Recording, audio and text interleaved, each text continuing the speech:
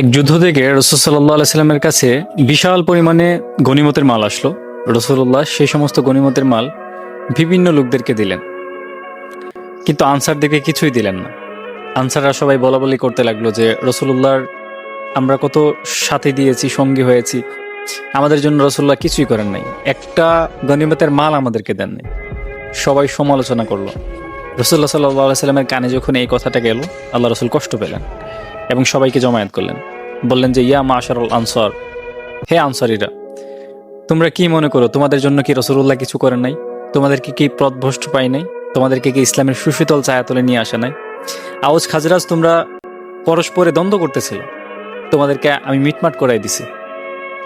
আমি আসলে ইসলামের স্বার্থে বিভিন্ন মানুষদেরকে ইমপ্রেস করার জন্য তাদের মধ্যে আমি গনিমতটা বন্টন করে দিছি। তোমাদের জানা উচিত তোমাদের সাথে আল্লাহ রসুল সাল্লাল্লাহু আলাইহি সাল্লাম আছে।